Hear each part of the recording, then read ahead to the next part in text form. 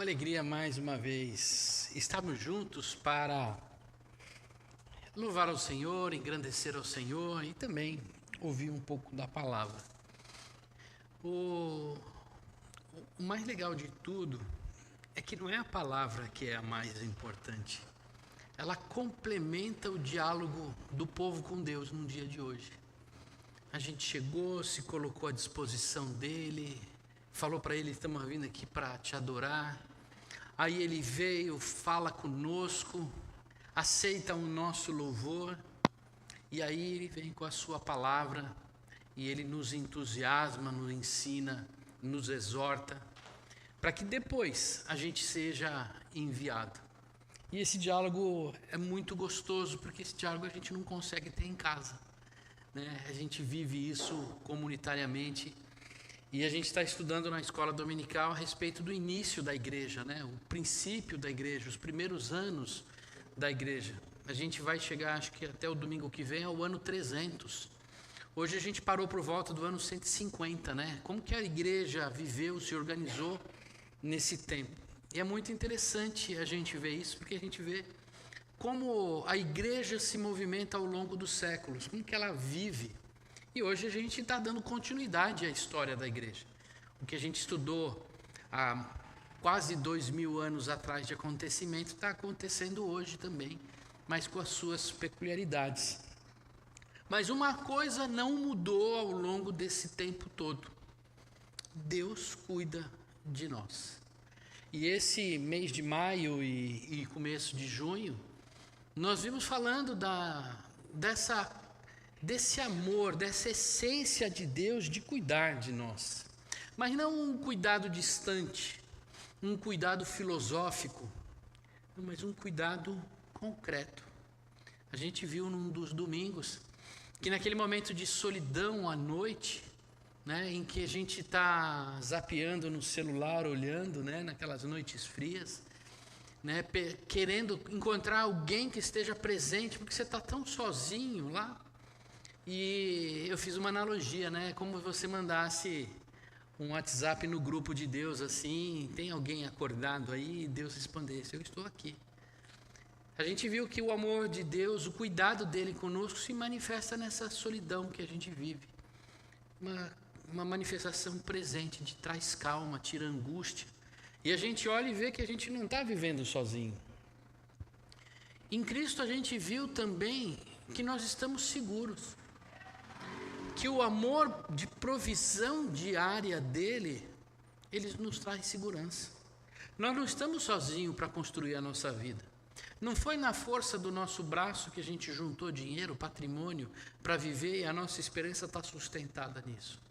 A nossa esperança está sustentada no Senhor. Porque as coisas passageiras são passageiras.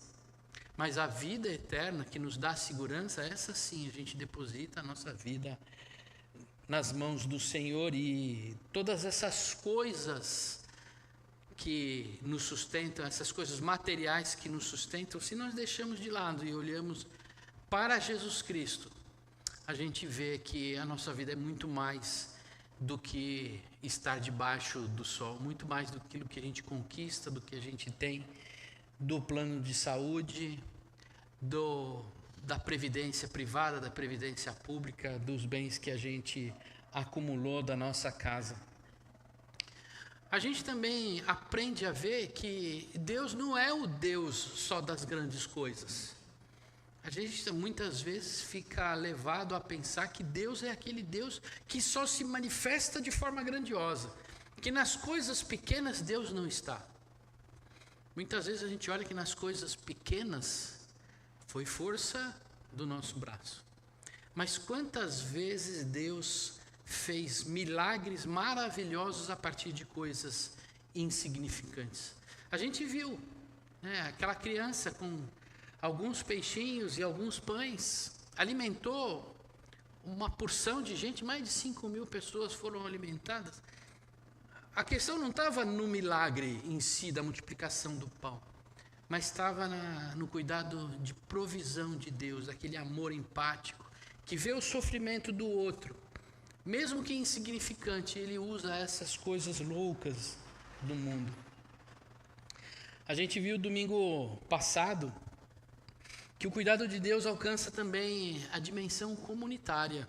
E é a partir de estarmos juntos que a gente vê que o amor de Deus se concretiza.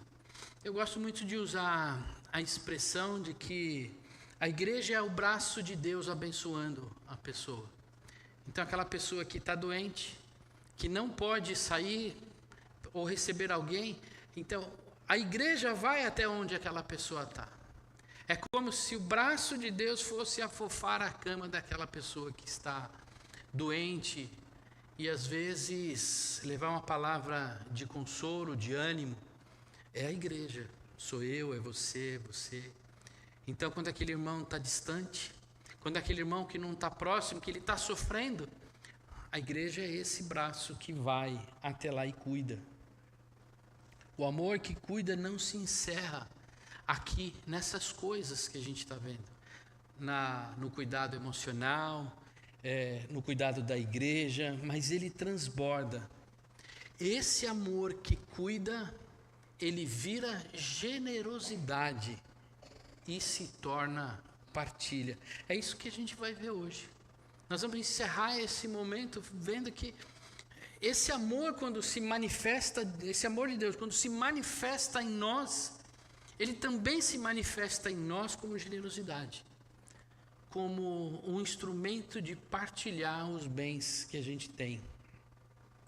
Nós veremos aqui hoje, na igreja de Atos, uma igreja verdadeiramente amorosa, que aprende a transformar os recursos que ela tem em cuidado, os seus bens em serviço e a generosidade em testemunho vivo do reino de Deus.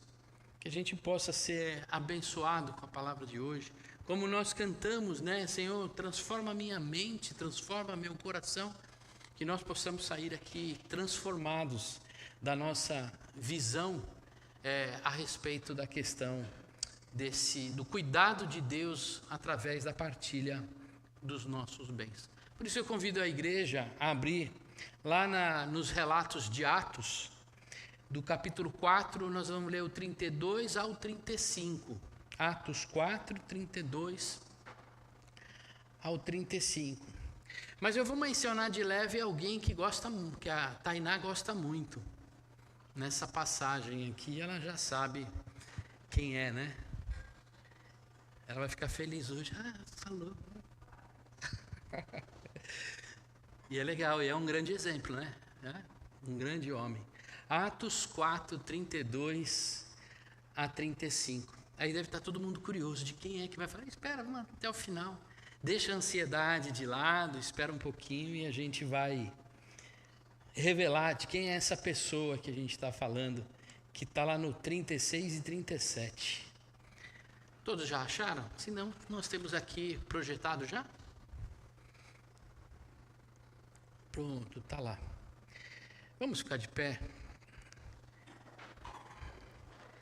Da multidão dos que creram, era um só coração e a alma. Ninguém considerava exclusivamente sua nenhuma das coisas que possuía. Tudo, porém, lhes era comum. Com grande poder, os apóstolos davam testemunho da ressurreição de Jesus Cristo, do Senhor Jesus, e em todos eles havia abundante graça. Não havia nenhum necessitado entre eles, porque os que possuíam terra ou casas, vendendo-as, traziam os valores correspondentes e os depositavam aos pés dos apóstolos. Então se distribuía a cada um conforme a sua necessidade. Pai, obrigado, Senhor, pela Tua palavra. Que essa transformação, Pai, que cantamos ainda há pouco, possa alcançar o nosso coração. Que deixemos de lado, Senhor, as convicções humanas, Senhor, e olhemos para aquilo que o Senhor nos ensina através da manifestação do Teu amor. Em nome de Jesus que oramos. Amém. A igreja pode se assentar.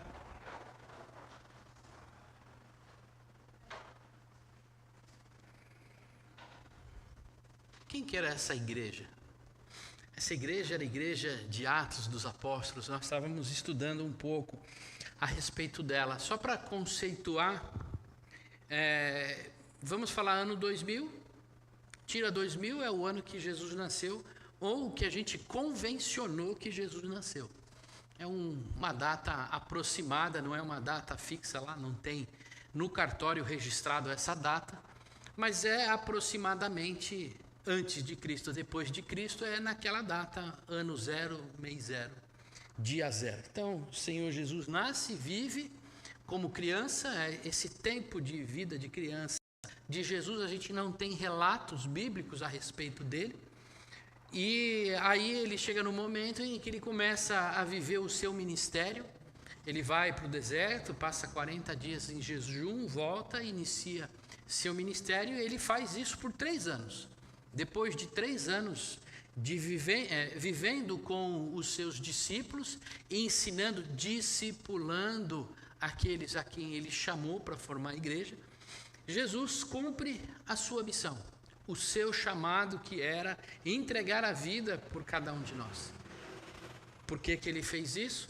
Porque nós não tínhamos como nos achegar a Deus, porque não tínhamos nada a oferecer a Ele.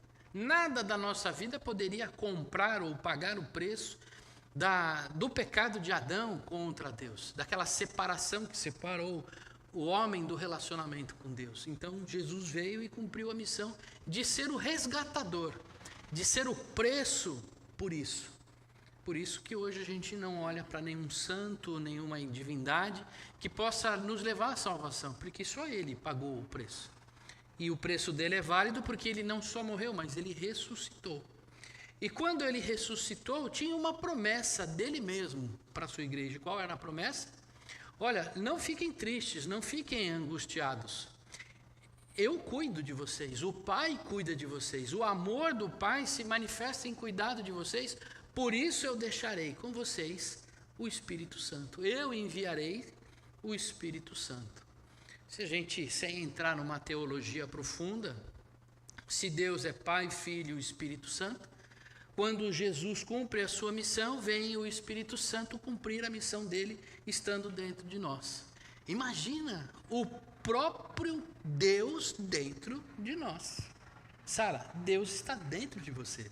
Ah, pastor, Deus está dentro de você, de você, de você. Você que aceitou o Senhor Jesus e falou, Senhor, eu me entrego a minha vida a Ti, você foi batizado com o Espírito. Ele entrou dentro de você, não está mais no templo, mas Ele está dentro de você. E nesse momento que Jesus fala para os discípulos, fala, olha, vocês vão caminhar, pregar pelo mundo, mas não sai correndo.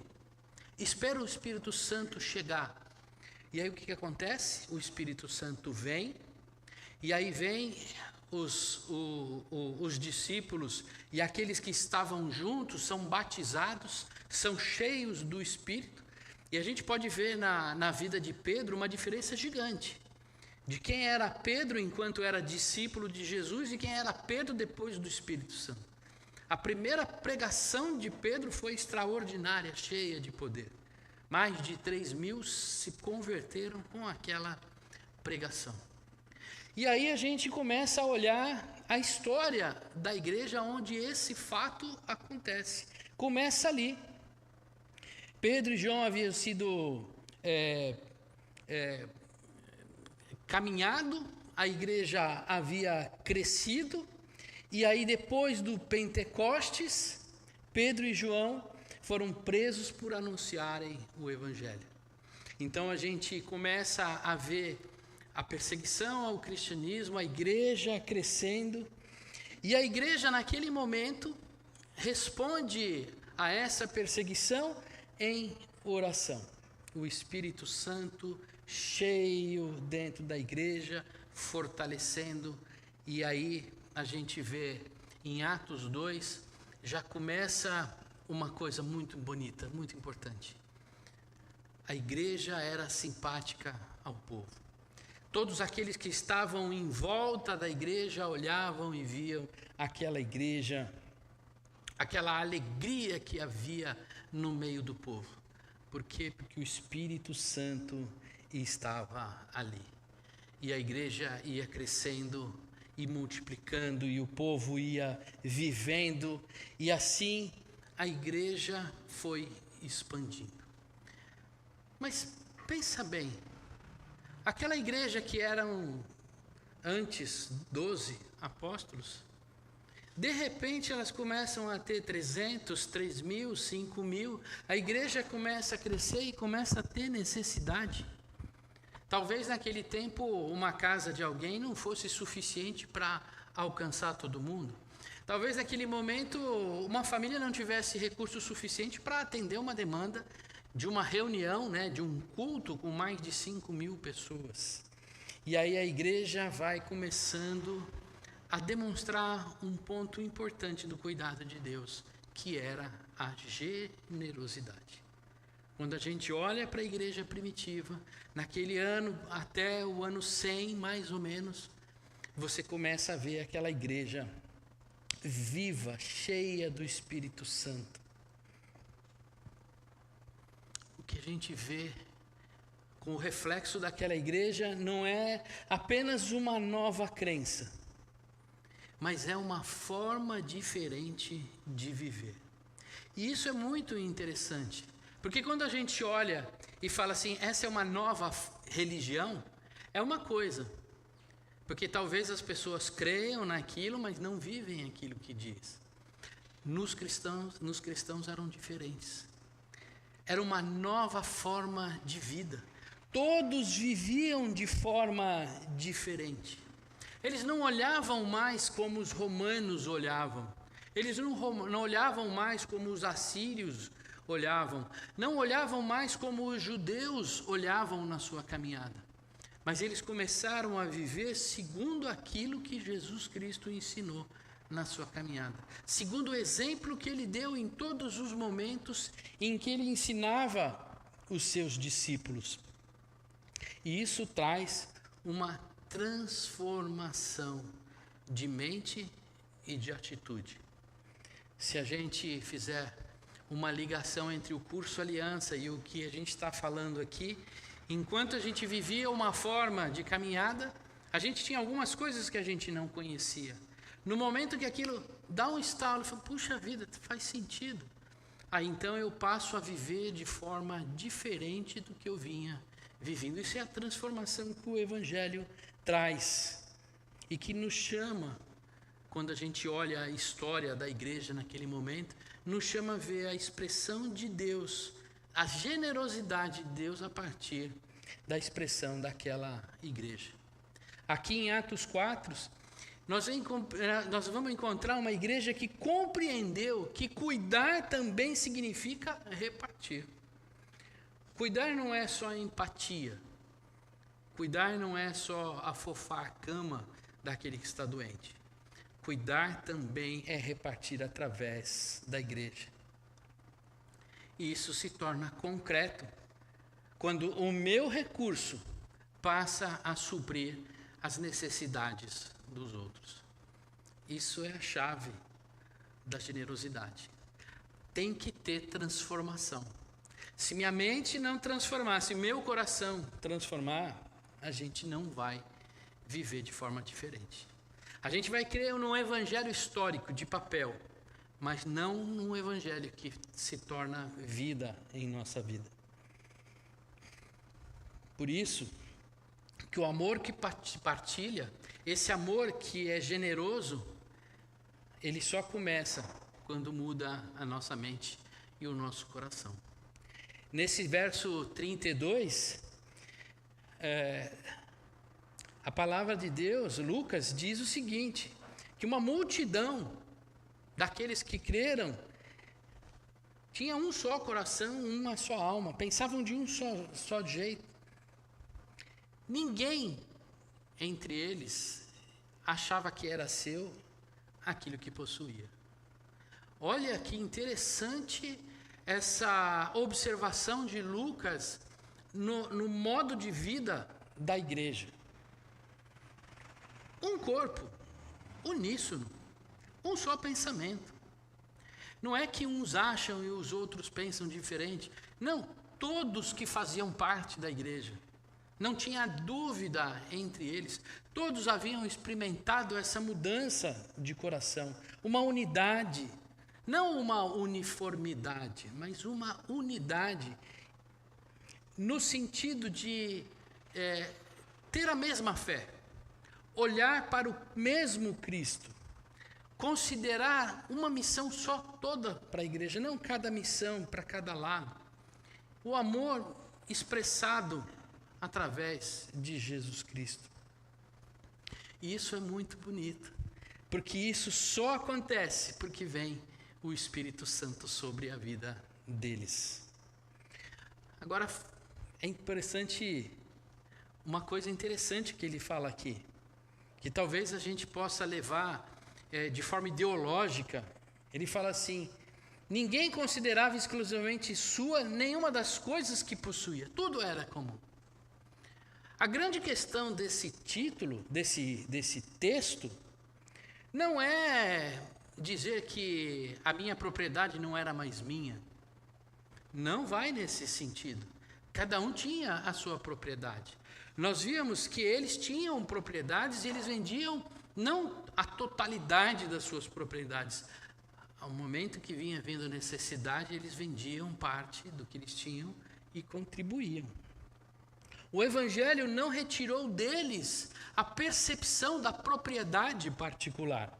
Retirou deles, sim, o apego egoísta aos bens. Isso é meu, eu não reparto com ninguém. Isso é meu, essa é a minha segurança, isso eu não dou para ninguém. Amados, vivemos uma cultura que frequentemente nos incentiva a encontrar segurança, identidade e significado naquilo que nós acumulamos. Eu só estou em paz se eu tenho dinheiro guardado no banco. Eu só sou quem sou pelo dinheiro que eu tenho. E também a minha vida só encontra significado naquilo que eu possuo, naquilo que eu conquisto. Isso é o que é colocado diante de nós todos os dias.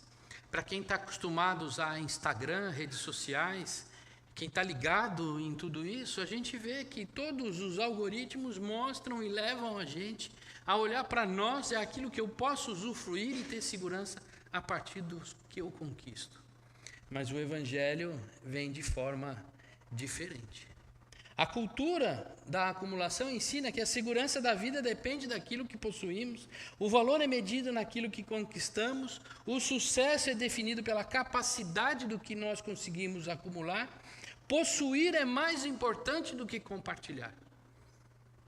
Uma vez eu vi um pastor pregando e eu não tinha ouvido essa frase e eu falei, puxa, ele tem toda a razão.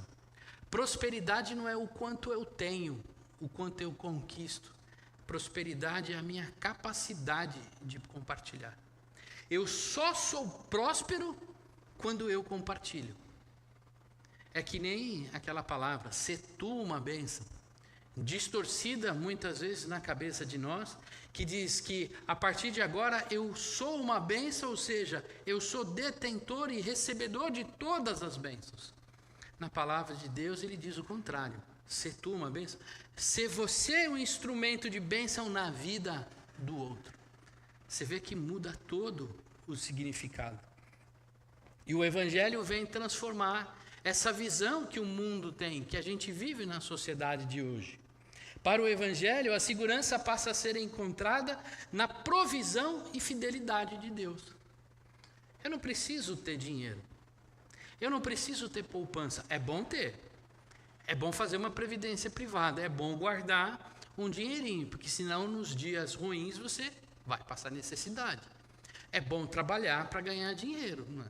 Mas a sua segurança não pode estar naquilo que você possui.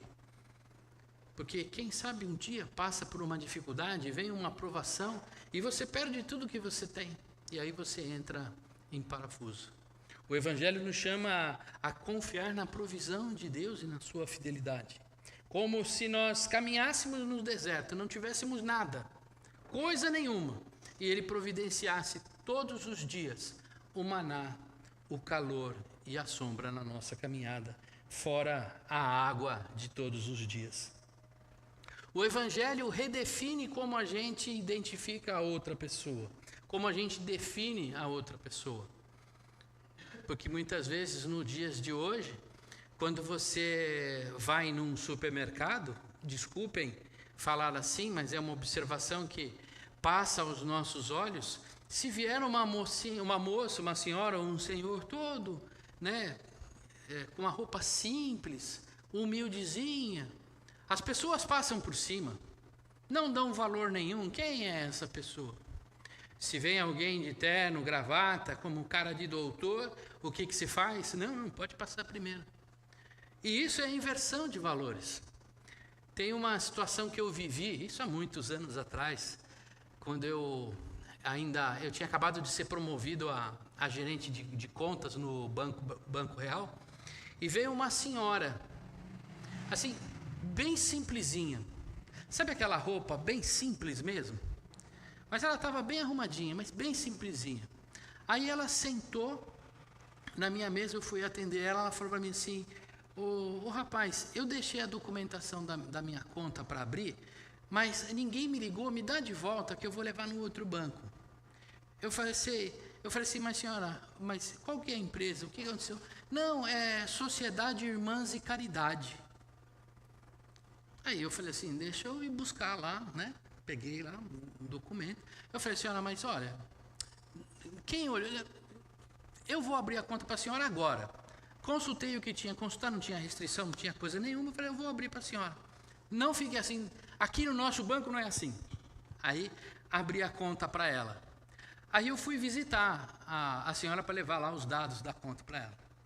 Aí ela virou para mim assim, olha, meu jovem, muito obrigado aqui, a gente já tem... Eu posso já fazer um depósito na caderneta de poupança?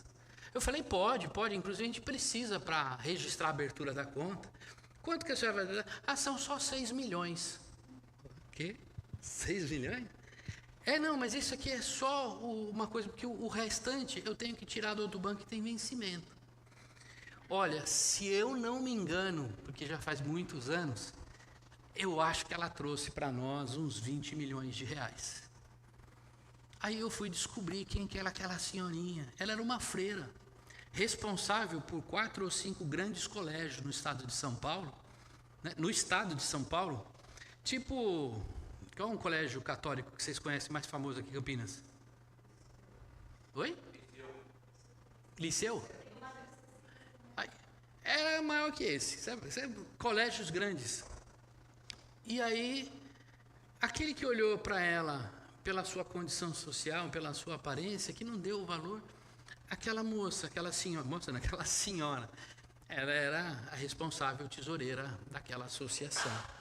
E a gente começa então a observar que eu não preciso olhar para a pessoa pelo quanto que ela tem, pelo quanto o poder que ela tem, mas pela identidade que Jesus traz a ela. Os recursos deixam de ser apenas instrumentos de posse e tornam-se instrumentos de cuidado. Muitas vezes, o recurso que a gente tem guardado, ele enferruja. E quando a gente olha para esse tesouro enferrujado, a palavra de Deus diz que ele é testemunha da sua ganância. Quando você tem lá o seu recurso, que você guarda para você como segurança, mas você não usa como instrumento de cuidado, a palavra de Deus diz que é como se fosse a ferrugem que mostra que não é, que você tem guardado um recurso que é para compartilhar.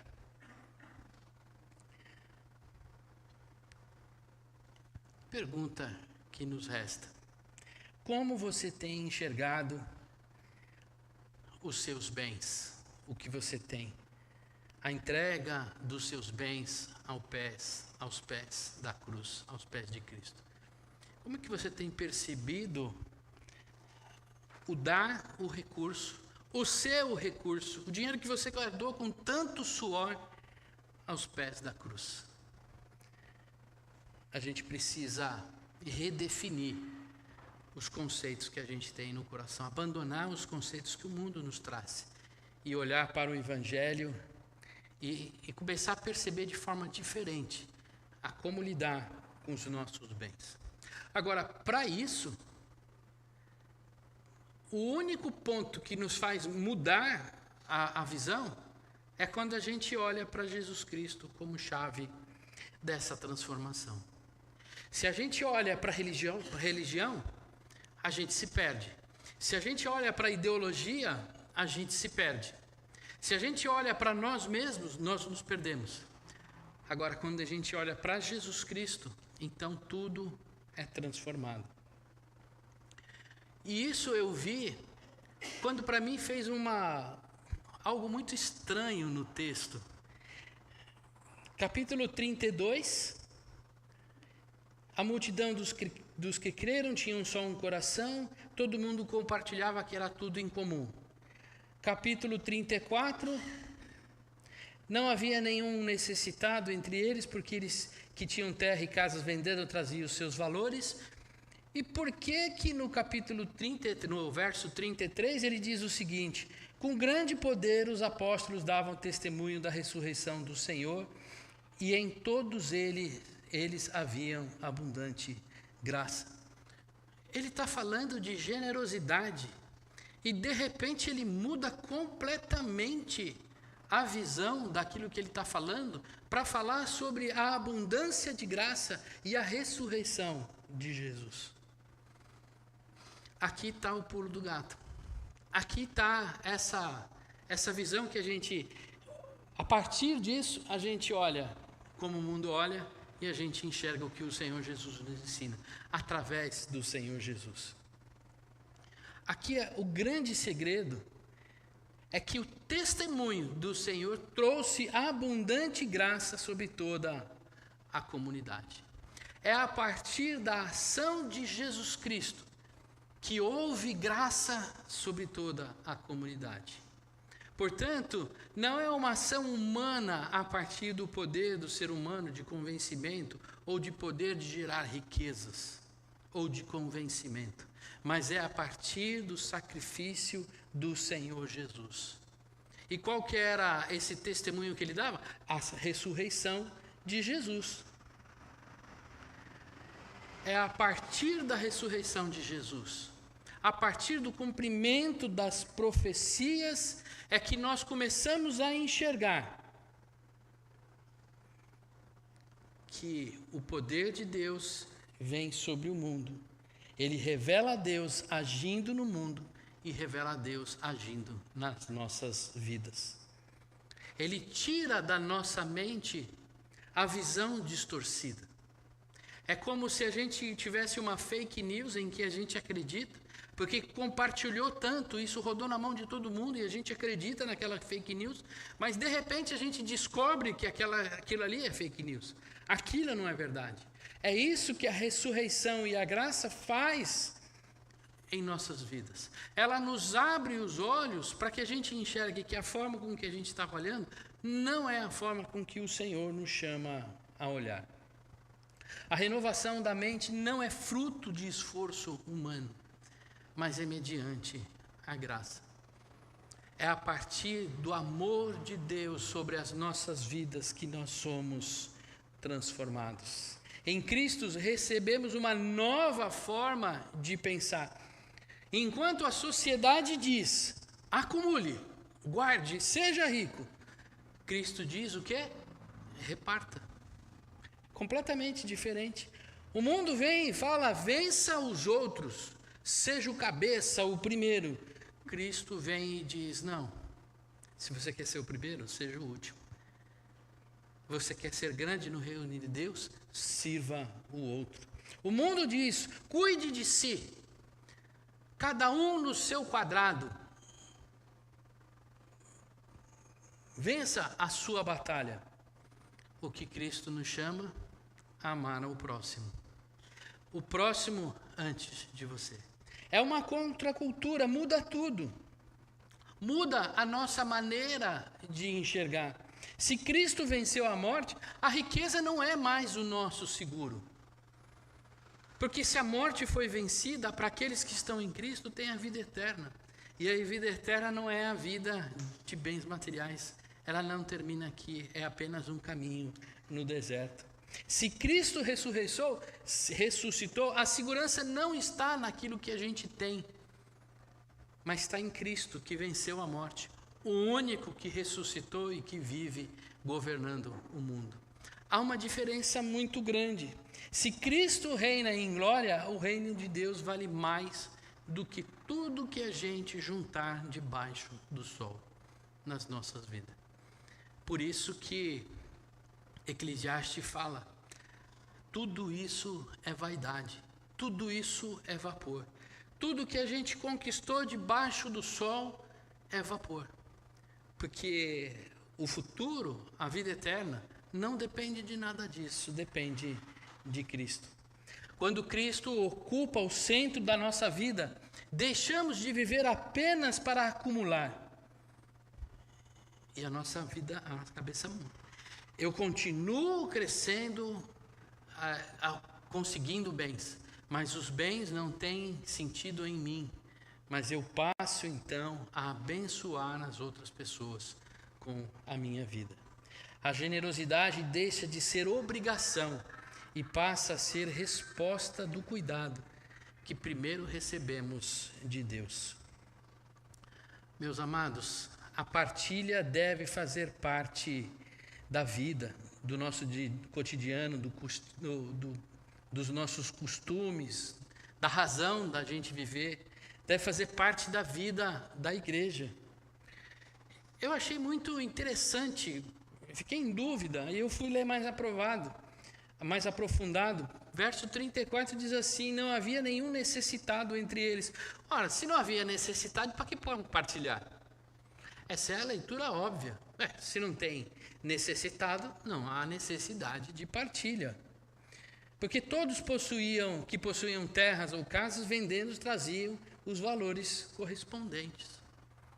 Não é que não havia necessitado, é que todos que eram necessitados eram supridos. Então, sempre que alguém tinha necessidade, ele era suprido. Por isso que ele diz isso. E o exemplo de uma pessoa que fazia parte desse estilo de vida era um cara chamado Filho da Consolação, José, Barnabé. Olha o verso 36. Então José, a quem os apóstolos chamavam de Barnabé, que quer dizer Filho da Consolação, um levita natural de Chipre, vendeu um campo que possuía, trouxe o dinheiro e o depositou aos pés dos apóstolos. Barnabé ficou pobre. Barnabé era de esquerda. Não. Barnabé continuou com os seus bens. Só que ele pensava diferente.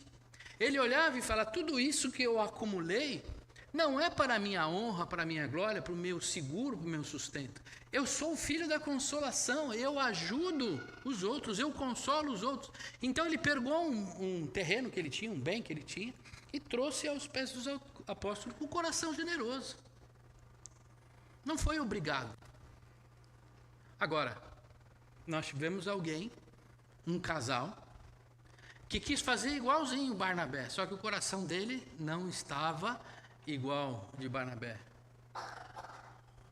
Um tal de Ananias e Safira, que eles chegaram na frente da igreja e falaram: olha, está aqui, eu também vendi o meu bem e coloquei aos pés dos apóstolos. Mas eles morreram, porque eles enganaram a Deus. Em vez de eles vierem com um coração generoso, eles vieram com um outro coração, porque eles retiveram parte daquele dinheiro. Ora, se você prometeu dar um valor, dá o que você prometeu. Se você não queria dar tudo, dá metade. É só falar: Deus, vou dar metade do que eu vendi, pronto. Eu vou dar meu dízimo, minha oferta, eu posso dar isso, amém. Graças a Deus, não há pecado, não há mudança, não há coisa, é expressão de generosidade. E aqui quando a gente vê uma lógica diferente do que o mundo vive em relação a essa generosidade, a esse cuidado através de partilha. Como que funcionava? Pessoas com necessidade, pessoas com recursos eram compartilhados, ninguém permanecia necessitado. É assim que funcionava a igreja. É assim que o amor de Deus se manifesta através da partilha. No nosso meio, tem muitas pessoas que têm recursos disponíveis. No nosso meio também há pessoas que não têm recursos disponíveis. O que nós precisamos fazer é partilhar esses bens, para que a gente possa fazer com que a igreja cumpra o papel do cuidado de Deus. Moisés ensina o povo, lá em Deuteronômio 15, ele diz que para que não haja pobre entre vocês, é necessário partilha dos seus bens. Mas nunca haverá de ter necessitados no meio da igreja. O que nós estamos falando aqui não é que a gente vai fazer uma transformação, uma revolução de igualdade de bens. Não. O que nós estamos falando e que Jesus está dizendo aqui é que a gente não está preocupado com igualdade econômica absoluta, mas de impedir que alguém passe necessidade no nosso meio, para que todos tenham em abundância. E isso é sinal de amor. Isso é expressão de amor. Por isso, cada um traga a sua oferta ou a sua contribuição à igreja. Foi assim que todos faziam, traziam as suas ofertas aos pés dos apóstolos. Aí você pode dizer para mim, não, pastor, mas sabe o que é? É que eu tenho uma entidade que eu ajudo, então em vez de trazer para a igreja, eu contribuo lá. É bênção também, né? Amém, graças a Deus. Contribua lá, contribua aqui. Porque é aqui que o Senhor nos mostrou que como a nossa generosidade se expressa como igreja. Então traga os seus recursos, ajude lá, mas contribua também no meio da igreja.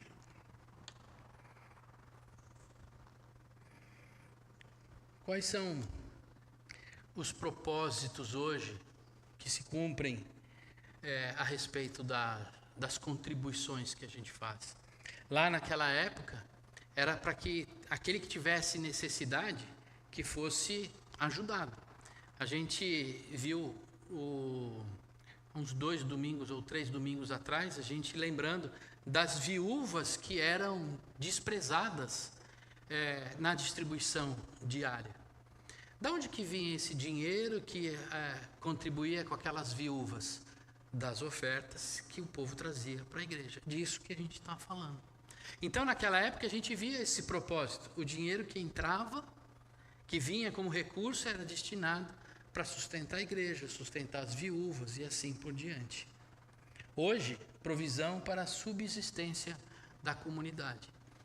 O recurso que traz, que se deposita aos pés dos apóstolos, não chamo mais de apóstolo porque não tem nada a ver, mas o que traz à igreja é para pagar água, pagar luz, pagar IPTU, pagar internet, para pagar tudo aquilo que a gente está aqui para desfrutar. Hoje, se a gente tem ar-condicionado e não está usando, no calor a gente usa. E graças a Deus que tem ar-condicionado, porque senão ia ser terrível, aquele calor danado aqui em cima. Então, para que a gente exista, precisa de recursos. É um propósito da oferta. O outro propósito é cuidado dos necessitados.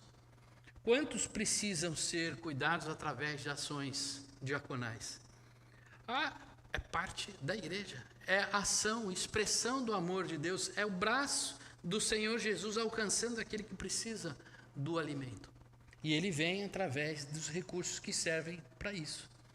Alguém que tem uma emergência, alguém que precisa de um tratamento, alguém que não tem remédio, alguém que aconteceu alguma coisa extraordinária e precisa de um recurso, caiu um telhado, caiu uma parede, quebrou um carro num momento a igreja se junta e traz esses recursos. Suporte para os programas missionais e evangelísticos. Ora, custa dinheiro. A gente, ultimamente, não tem feito grandes eventos na igreja. Mas, por exemplo, a festa do milho. A Tainá já falou várias vezes da festa do milho, Nossa, me dá uma vontade de fazer. Estamos chegando aí, quem sabe, mas a festa do milho é para vender milho, para angariar recursos. Não. A festa do milho serve para que as pessoas que estão aqui ao redor, que não conhecem Jesus, possam vir aqui, olhar para a nossa caminhada e falar: aquelas pessoas têm alguma coisa diferente, que eu não sei o que é, mas eu gostei de caminhar com ela. Eu recebi um livro de um pastor metodista que ele parou de pastorear e hoje o campo ministerial dele é o Uber. Então ele conta as histórias de evangelismo no Uber. Então ele escolheu isso para a vida dele. Então imagina que ele olha, passa, caminha, agora precisa do dinheiro. Precisa do dinheiro para fazer o carro funcionar. Precisa do dinheiro para ter o milho. Precisa do dinheiro para todos os eventos que a gente faz a fim de expandir o reino.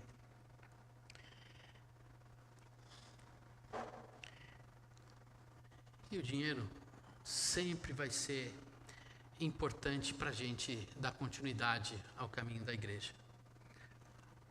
Se todo mundo falar assim: não, eu não preciso dar recursos na igreja, é grátis, a palavra de Deus é grátis, a gente vai fechar as portas, a gente vai pagar a luz. Ah, mas pastor, eu sei que nada prevalecerá contra a igreja de Jesus Cristo. Não, contra a igreja de Jesus Cristo nada prevalece. Mas uma comunidade de fé que se não se organiza, que não vive de forma generosa, ela acaba fechando as portas. A igreja continua, porque aqui fechou as portas, quem é igreja vai para outros lugares. Mas a comunidade deixou de existir. Por isso da importância da gente mudar a nossa mentalidade e o nosso coração. Não olhar mais para o nosso dinheiro como aquilo que é meu, que me traz segurança, mas como uma oportunidade que Deus me deu para compartilhar com aquele que não tem. Quando a gente viver assim, a gente vai viver uma comunidade forte. E no meio de nós não vai ter necessidade nenhum. Amém? Feche seus olhos, vamos orar ao Senhor. Pai, obrigado pela Tua palavra. Sabemos, Senhor, que é muito difícil, Pai, tirar a nossa mente e o nosso do coração, muitas vezes naquilo que, ao olhar humano, Senhor, é aquilo que nos sustenta e que nos dá segurança. É como andar, meu Pai, por sobre as águas. Senhor, só somos capazes, Senhor, de tomar atitudes diferente do que o mundo vem nos ensinando, quando o Teu Espírito Santo, Pai, faz a obra no nosso coração. Porque muitas vezes, Senhor, nós nos angustiamos porque nós queremos, a gente ouve, Senhor, mas não consegue praticar. Por isso eu peço, Pai, que o Teu Espírito Santo toque o coração de cada um de nós nesse momento. Que o Teu Espírito, Senhor, faça a obra em nossos corações. Que Ele venha permitir, meu Pai, que os nossos corações sejam generosos. Que ao olhar para os nossos bens, nós não venhamos a ver segurança, Senhor, mas venhamos ver oportunidade de ajudar aquele que está necessitado. E isso, Pai, somente é obra do Senhor, mediante a graça. Por isso nos colocamos diante de Ti com o coração aberto e pedindo: faz, Senhor, a Tua obra em nós. Em nome de Jesus. Amém. Vamos louvá-lo ao Senhor mais uma vez.